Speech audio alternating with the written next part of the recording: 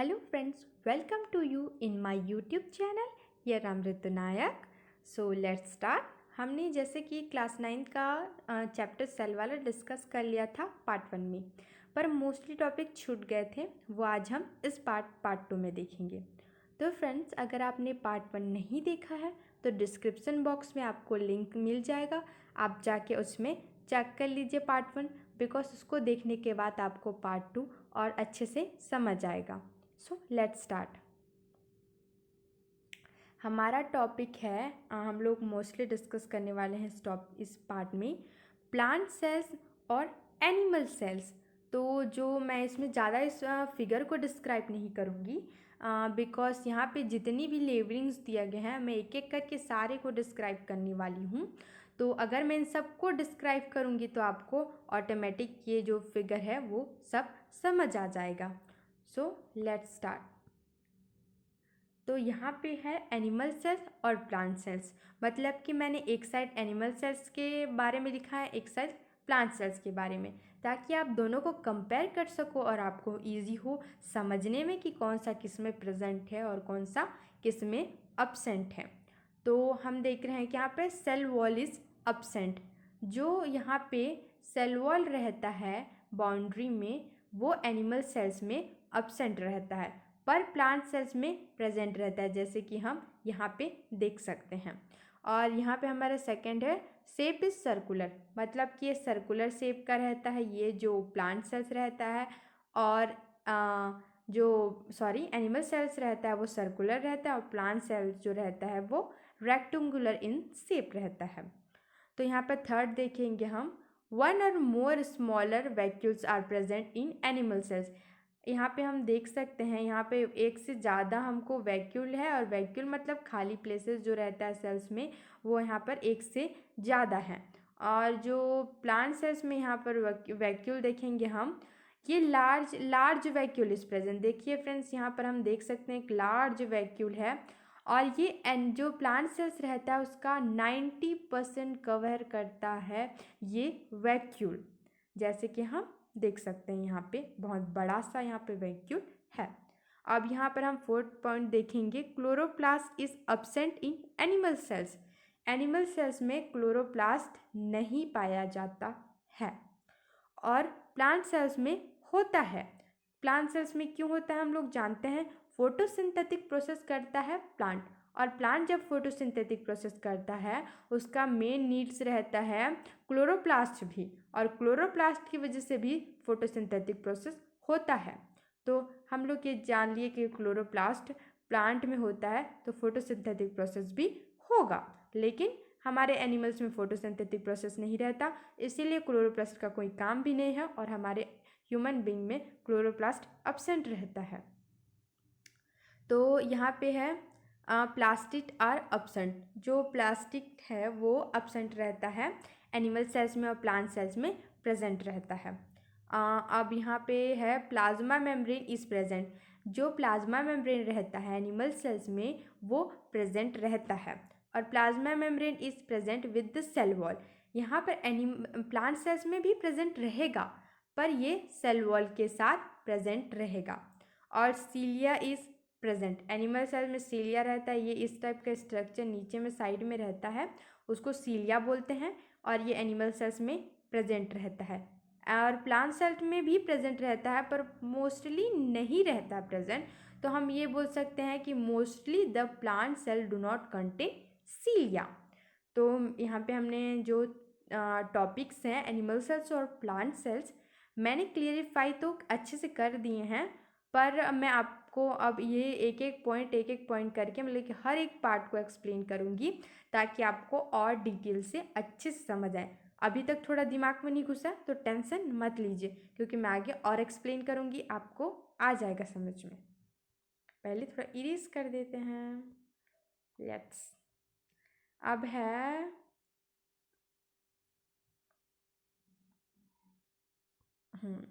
तो हम यहाँ पे देख सकते हैं what is cell made up, मतलब कि सेल किन चीज़ों से मिलके बना है। तो every single cell do the basic functions like exchange of gas, digestion, absorptions etcetera. हमने पहले ही चैप्टर में पढ़ा था, हम लोग जब चैप्टर में पढ़े थे व्हाट इज सेल, तब हमने सेल में बोला था cell is the structure and functional unit of our body, मतलब कि हर एक सेल्स परफॉर्म करता है, फंक्शनल रहता है। तो वहीं हमने यहाँ पे पढ़ा कि every single cell do the basic functions like exchange of gas, digestion, absorption etcetera. तो हम देखते हैं कि सेल्स के कौन कौन से मेन कंपोनेंट हैं, मतलब कि सेल्स क्या क्या से मिल के बना है। तो हम यहाँ पर देख सकते हैं, यहाँ पे 3 पॉइंट्स हैं। पहला है सेल मेम्ब्रेन, सेल मेम्ब्रेन को प्लाज्मा मेम्ब्रेन भी बोलते हैं, न्यूक्लियस और साइटोप्लाज्म। जैसे कि आप मान लीजिए ये सेल है, तो ये सेल है, तो ये जो ब्लैक वाला पोर्शन है वो क्या है, न्यूक्लियस है। और ये आपको ग्रीन वाला दिख रहा है वो क्या है, वो साइटोप्लाज्म है, ये साइटोप्लाज्म है। और ये जो बाउंड्री दिख रहा है वो मान लीजिए ये सेल मेम्ब्रेन है या प्लाज्मा मेम्ब्रेन है, दोनों एक ही चीज़ है। तो हम ये मान सकते हैं कि अगर ये राउंड सेल है तो ये ब्लैक न्यूक्लियस है, ये ग्रीन साइटोप्लाज्म है, इसका जो बाउंड्री रहता है वो सेल मेम्ब्रेन है।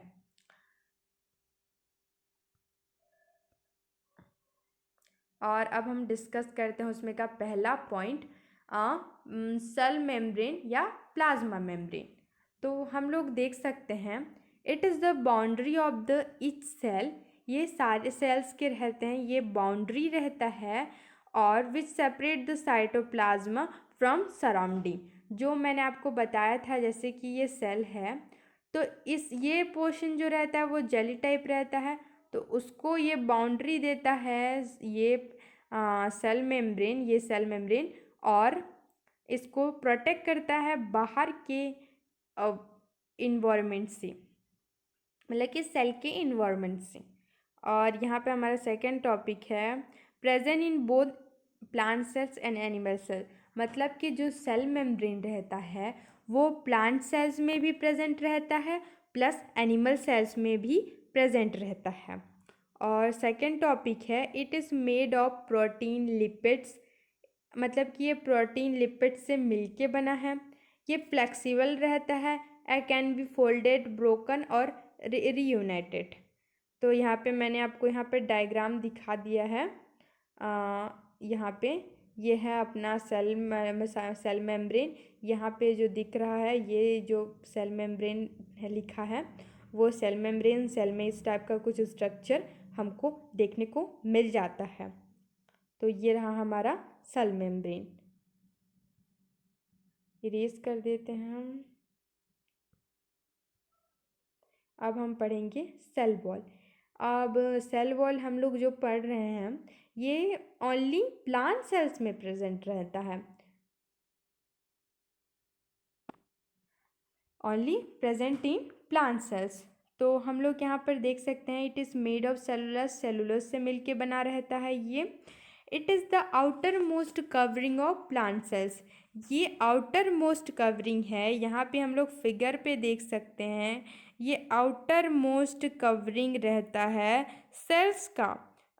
और यहाँ पे हम लोग, मैं यहाँ पे लेबलिंग कर दी हूँ, ये देखिए यहाँ पे अच्छे से सेल वॉल दिख रहा है आप लोग को।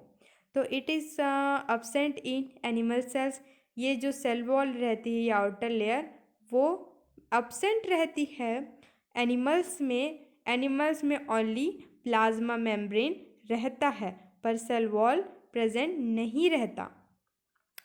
It is rigid, strong and non living. अभी हमने पढ़ लिया जो सेल का बाउंड्री रहता है वो प्लाज्मा मेम्ब्रेन और सेल मेम्ब्रेन उसमें मतलब कि रहते हैं, और जो सेल वॉल रहता है वो ओनली प्लांट सेल्स में प्रेजेंट रहता है, एनिमल सेल्स में नहीं प्रेजेंट रहता है। पर जो प्लाज्मा मेम्ब्रेन रहता है वो दोनों में प्रेजेंट रहता है। मतलब कि ये समझ लीजिए हमने जो सेल का बाउंड्री था वो हमने डिस्कस कर लिया। अब हम लोग जो उसका मिडल में रहता है न्यूक्लियस, उसके बारे में हम लोग डिस्कस करेंगे। यहाँ पर देख सकते हैं हम लोग उसका स्ट्रक्चर। न्यूक्लियस को रॉबर्ट ब्राउन ने देखा था कि सेंटर में जो सेल है उसके सेंटर में एक स्ट्रक्चर है, उसको उन्होंने नेम दिया न्यूक्लियस इन 1831 में। Robert Brown saw structure in the centre of the cell which he name the nucleus in year 1831 में। और जो रॉबर्ट ब्राउन बोले कि न्यूक्लियस के 4 पार्ट होते हैं, nuclear membrane, nucleoplasm, nucleolus and chromatin network. हम लोग अब फिगर में देखेंगे वो पार्ट्स। तो जैसे कि हम लोग देख सकते हैं, न्यूक्लियस के अंदर में रहता है न्यूक्लियोलस, और जो न्यूक्लियोलस के जो साइड में रहते हैं पार्ट उसको बोलते हैं न्यूक्लियोप्लाज्म, और यहाँ पर जो रहता है उसको न्यूक्लियर इन्वोल्व, और ये जिसमें पोर्स रहते हैं उसको बोलते हैं न्यूक्लियर पोर्स बोलते हैं। ये सारे पार्ट्स हैं हमारे न्यूक्लियस के, और न्यूक्लियस को दिया था रॉबर्ट ब्राउन ने। लोगों ने देखा न्यूक्लियस की मतलब कि सेल की जो बाउंड्री रहती है उसके बारे में जान लिया। जो सेल के अंदर रहता है न्यूक्लियस उसको रॉबर्ट ब्राउन ने दिया था करके हमने जान लिया। अब हम ये जो बीच वाला पोर्शन रहता है न्यूक्लियस और साइटोप्लाज्म के बीच वाला, हम उसके पार्ट्स के बारे में अभी डिटेल से पढ़ेंगे। और जो ये रहता है ये जेली टाइप स्ट्रक्चर रहता है, तो हम उस जेली टाइप स्ट्रक्चर में बहुत सारे स्ट्रक्चर पाए जाते हैं, उन सब के बारे में अब हम डिटेल से पढ़ेंगे। तो यहाँ पे है साइटोप्लाज्म। जो साइटोप्लाज्म रहता है वो जेली टाइप सब्सटेंस रहता है, और the jelly like material that makes up much of a cell inside the cell. मतलब कि जो जेली टाइप स्ट्रक्चर रहता है जो ये, उसमें बहुत सारे स्ट्रक्चर पाए जाते हैं। साइटोप्लाज्म है फॉलोइंग टाइप, मतलब कि अब साइक्लोप्लाज्म के जो अंदर में पाए जाते हैं वो उसके पार्ट्स होंगे, और वो हैं endoplasmic reticulum, plastid, mitochondria, Golgi body, ribosomes, lysosomes और सेंट्रियोल्स। ये सारे जो पार्ट्स रहते हैं वो इस सेल्स के, ये साइटोप्लाज्म के अंदर में रहते हैं, या वो जेली टाइप जो स्ट्रक्चर रहता है उसमें स्विम करते रहते हैं ये सारे स्ट्रक्चर। अब हम ये जो सारे स्ट्रक्चर हैं उनके बारे में हम डिटेल से देख लेते हैं आगे। तो अब हम हमारा पहला पॉइंट पढ़ेंगे एंडोप्लाज्मिक रेटिकुलम। तो जो एंडोप्लाज्मिक रेटिकुलम होता है, there is a network of internal membrane which is thin branch and irregular tubes example tendents through the cytoplasm.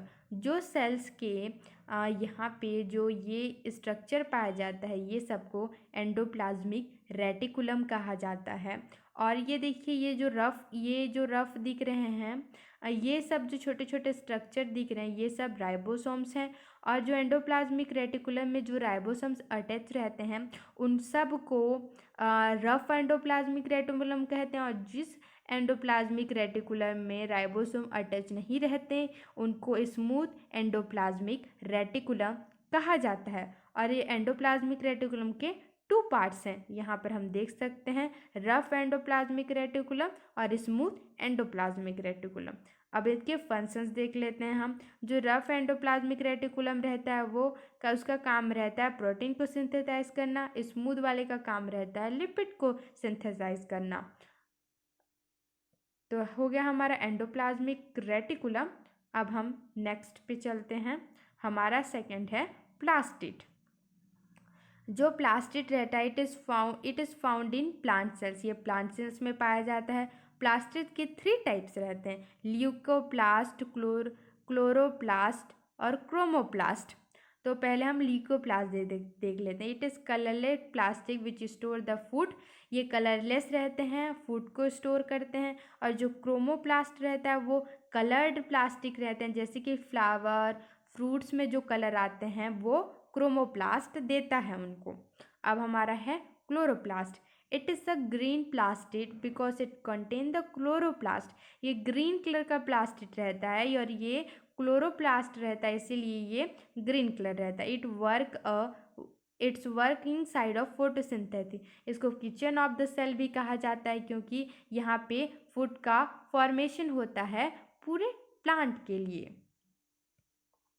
तो हमारा प्लास्टिड पूरा कंप्लीट। इस अब हम नेक्स्ट पे चलते हैं। अब है हमारा mitochondria. Mitochondria is also called the power house of the cell. Mitochondria को power house of the cell बोलते हैं। क्यों बोलते हैं? क्योंकि ये ऑक्सीडाइज्ड फूड को ऑक्सीडाइज करता है कम्प्लीटली, और जो एनर्जी रिलीज होती है उसको एटीपी के फॉर्म में करती है, और यही एटीपी टूट के पूरे एनर्जी देती है। इसीलिए इसको power house of the cell बोलते हैं। मतलब कि जो भी एक्टिविटीज़ हमारे बॉडी में फंक्शन होती है एनर्जी, माइटोकॉन्ड्रिया का उसमें बहुत बड़ा रोल रहता है। तो यहाँ पर देख सकते हैं हम लोग, it is the bilayered cell organelles found in the cytoplasm of eukaryotic cell. ये बाइलेयर्ड रहता है और ये साइटोप्लाज्मा में पाया जाता है। ऑफ यूकैरियोटिक ऑर्गेनिजम्स में ही माइटोकॉन्ड्रिया पाया जाता है। इसका फंक्शंस है, it is a site of cellular respiration. ये सेल्स को रेस्पिरेशन का काम कराता है, और energy release in the form of ATP. ये दोनों इसका फंक्शंस है। और यहाँ पे स्ट्रक्चर हम लोग देख सकते हैं माइटोकॉन्ड्रिया का। यहाँ पे लेबलिंग्स दिया गया है जिससे आप जान सकते हैं कि माइटोकॉन्ड्रिया के कौन से पार्ट्स को क्या बोलते हैं। अब हम नेक्स्ट पे चलते हैं। अब है हमारा गोल्गी बॉडी। गोल्गी बॉडी देखिए, गोल्गी बॉडी का स्ट्रक्चर देख लीजिए। ये प्लांट सेल्स और एनिमल सेल्स के अंदर में आप देख सकते हैं गोल्गी जो बॉडी रहता है। गोल्गी बॉडी को गोल्गी ऑपरेटस भी कहा जाता है। This is present in all the eukaryotic cells except, ये सारे यूकैरियोटिक ऑर्गेनिज्म में पाए जाते हैं एक्सेप्ट आरबीसी को छोड़ के सारे यूकैरियोटिक ऑर्गेनिजम्स में इसको हम लोग सेल्स, यूकैरियोटिक सेल्स में हम लोग देख सकते हैं। और जो गोल्गी बॉडी रहता है उसके टाइप्स देख लेते हैं हम लोग। सिस्टर्नी, वेसिकल्स और ये है वैक्यूल्स। जो सिस्टर्नी रहता है वो फ्लैट स्ट्रक्चर रहता है, जो वेसिकल्स रहता है वो स्मॉल राउंड स्ट्रक्चर रहता है, और जो वैक्यूल रहता है वो बिग राउंड स्ट्रक्चर रहता है। इसका फंक्शंस है, it conduct the material from outside to inside the cell. ये जो भी मटेरियल रहता है उनको सेल्स के लिए जो इम्पोर्टेंट है तो आउटसाइड और इनसाइड करने का वर्क करता है। और ये ये जो कॉम्प्लेक्स शुगर को सिंपल शुगर के प्रिपरेशन में इसका काम रहता है। अब है लाइबोसोम्स। लाइबोसोम्स को सुसाइड बैग भी बोला जाता है। It is also called suicide bag because जो एंजाइम्स प्रेजेंट रहते हैं लाइबोसोम्स में आर द डिकम्पोजिंग एंजाइम्स, और ये डिकम्पोजिंग एंजाइम रहता है and digest the various material. जिसमें जो एंजाइम्स पाया जाता है वो डाइजेशन के काम आती है, मतलब कि वो डाइजेशन प्रोसेस करता है। और इसमें वेरियस मटेरियल्स जो रहता है इवन देयर मतलब कि ये अपने खुद के जो मटेरियल्स रहते हैं वो आ जाते हैं बाहर से, इंपॉर्टेंट नहीं रहता, उसको तो डाइजेस्ट करता ही करता है, प्लस ये खुद के सेल्स को भी डाइजेस्ट कर देता है जो डेड हो जाते हैं या फिर ओल्ड हो जाते हैं। इसीलिए इसको सुसाइड बैग कहा गया है। और ये जो सुसाइड बैग वाला है ये बहुत इंपॉर्टेंट पॉइंट है फ्रेंड्स, तो इसको आप लोग अच्छे से अपने दिमाग में बैठा लीजिए क्योंकि इससे क्वेश्चन हमेशा पूछा जाता है। उसके बाद है ये they clean the cells on eating dead और ओल्ड। मतलब कि अपने सेल्स को क्लीन करते हैं, मतलब कि जो डेड रहता है पुराना रहता है वो सबको इन लोग ईट करके। तो अब यहाँ पे हम लोग देख सकते हैं सेंट्रोसोम्स। ये सेंट्रोसोम्स भी एक सेल्स का पार्ट है। It is a hollow celled organelles which is located near the nucleus. ये न्यूक्लियस के साइड में, यहाँ पे साइड में हम लोग इसको देख सकते हैं। और it is help in cell division, ये सेल डिवीज़न में काम आता है। और इसके 2 पार्ट्स रहते हैं, सेंट्रोसोम और सेंट्रियोल्स। अब लाइबोसोम्स, अब यहाँ पर हम लोग देख सकते हैं the type of cells found in human body. मतलब कि कितने टाइप के सेल्स हमारे ह्यूमन बॉडी में पाए जाते हैं। तो हम लोग मैं आपको एक बार नाम बोल देती हूँ। Blood cells, bone cells, muscle cells, neuron, ovum, fat cells, sperm, ये सारे सेल्स हमारे ह्यूमन बॉडी में पाए जाते हैं। हम लोग यहाँ पे स्ट्रक्चर देख सकते हैं, ये स्पर्म है, ये ओवम है, ये ब्लड सेल्स है, ये मसल सेल्स है, ये नर्व सेल्स है, और ये सेल्स ऑफ ग्लैंड है, और ये भी ब्लड सेल्स है। तो हमने देख लिया डिफरेंट टाइप ऑफ सेल्स।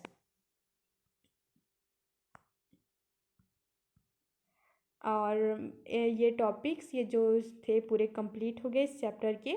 अगर आपको और कुछ चैप्टर्स के और कुछ टॉपिक अगर छूट गए हों या आपको जानना है तो आप कमेंट कर सकते हैं। कमेंट सेक्शन में बताइए कि आपको कौन से टॉपिक पढ़ना है या फिर कौन से चैप्टर करना है। Thank you and please like कीजिए और कमेंट शेयर कीजिए। शेयर करना मत भूलिए, अगर आपके फ्रेंड्स को शेयर कीजिए ताकि ये वीडियो एक दूसरे को हेल्प करने के लिए ही बना है। Thank you so much.